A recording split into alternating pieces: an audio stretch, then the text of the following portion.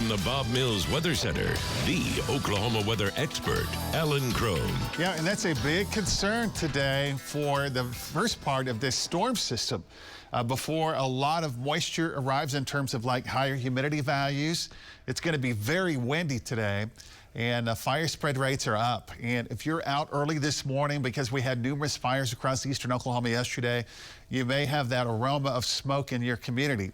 So windy weather, mostly cloudy. Highs today would be close to 80 degrees. Fire spread rates are up really all across eastern Oklahoma, but especially near and west of Tulsa, where those gusts from 30 to 40 miles per hour. At least by the afternoon, the humidity values won't be quite as low as we had yesterday in our part of the state. But boy, I'm telling you, in the western sections, they'll be extremely low today in those regions. So west of I-35, critically high, extremely high fire danger rates into Kansas and also the Oklahoma-Texas panhandle. But good news for our part of the state, by late tonight and pre-dawn tomorrow, we're at a likely category for showers and storms as a line of thunderstorm activity will move through the area. So here's the timeline: 8 o'clock tonight, 10 o'clock, midnight, 2 a.m., 4 a.m. And as you can see, we get past the midnight hour, we go up to that likely category until around 5 to 6 o'clock in the morning. Some of those storms strong to severe. A couple of leftovers tomorrow as the cold front kind of pushes through, but those should not be too significant. And then late Friday night into pre-dawn Saturday, we'll track another system that'll be nearby. Severe weather risk assessment. Basically, if you're watching or listening, the potential is there for some strong to severe storms. Our primary threats would be damaging wind, a little bit of hail, and also heavy rainfall. But I do want to point out the tornado threat, while not exceptionally high, is not zero either. This type of a storm system, where we're anticipating kind of a squall line or a couple of line segments of storms, sometimes we can get those embedded circulations on the leading edge that will cause those fast spin-ups.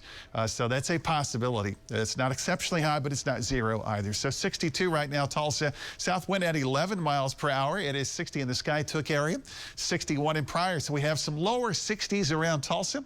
To the north and east, 50s. And to the west, you could round up and say it's pretty close to 70 in Stillwater and McAllister.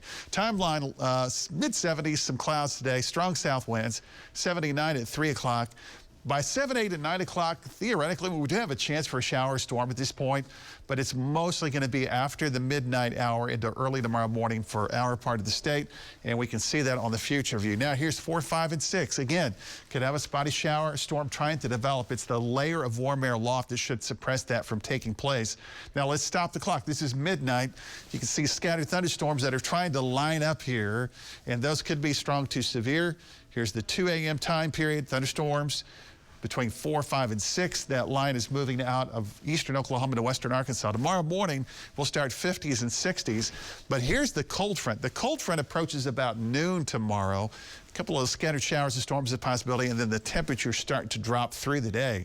So tomorrow will be a day that we have these inverted temperatures. We'll start at 60 tomorrow morning, and then by the afternoon, dropping into the upper 40s. It'll get chilly. I mean, Thursday starts in the 30s and a high near 60. That means most of the afternoon is going to be in the 50s, and then another system late Friday night, early Saturday.